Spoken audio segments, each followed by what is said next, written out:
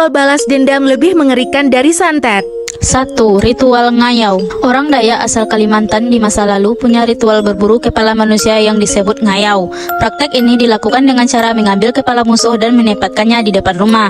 Semakin banyak kepala yang dimiliki, maka akan semakin dihormati dan ditakuti.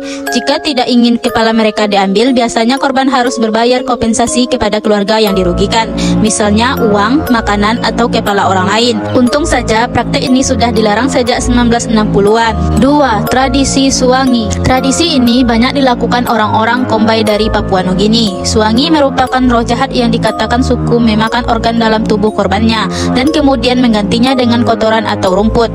Mereka yang terkena akan jatuh sakit secara misterius. Jika tidak ditangani, maka akan menyebabkan sakit di seluruh desa dimanapun korban tinggal.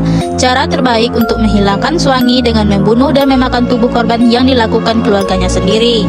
3. Ritual Ifugao. Suku Ifugao asal Filipina punya ritual kematian yang menyeramkan, di mana bila ada orang meninggal dengan cara yang alami, mereka akan mengenakan mayat itu jubah dan mengikatnya di kursi kematian yang terletakkan di bawah rumah. Biasanya mereka dibiarkan selama 13 hari di sana dan kemudian baru dikubur. Sementara dalam kasus kematian mendadak atau tidak wajar, tubuh mayat akan diikat di samping rumah sampai membusuk. Diyakini cara ini membuat roh mereka dapat bebas dan membalas dendam orang yang telah membuatnya celaka. 4. Boneka Voodoo. Banyak yang mengira jika tradisi ini berasal dari Louisiana dan Haiti pada 1700-an, di mana ribuan budak Afrika menyatukan tradisi dan cerita mereka menjadi satu.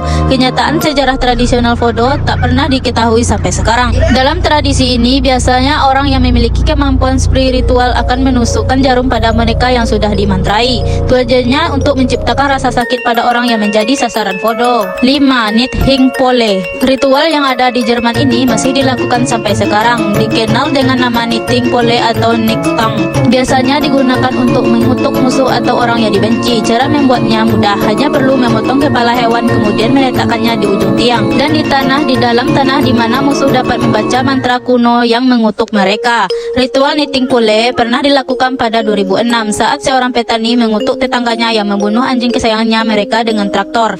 Dan pada 2016, Nithing Polandia menggunakan kepala binatang untuk mengutuk Perdana Menteri Islandia Sigmundur Davíð Gunnlaugsson selama protes ekonominya. 6. Ritual Anirnit. Dalam tradisi Inuit, diyakini bahwa segala sesuatu baik manusia dan hewan memiliki jiwa disebut Anirnit, dan jiwa yang bisa membalas dendam dari akhirat terhadap orang-orang yang membunuh mereka. Untuk memenangkan jiwa hewan yang baru saja diburu atau manusia, upacara harus dilakukan di mana kata-kata ritual untuk arwah harus diucapkan, bersama dengan pengorbanan kecil dari bangkai hewan.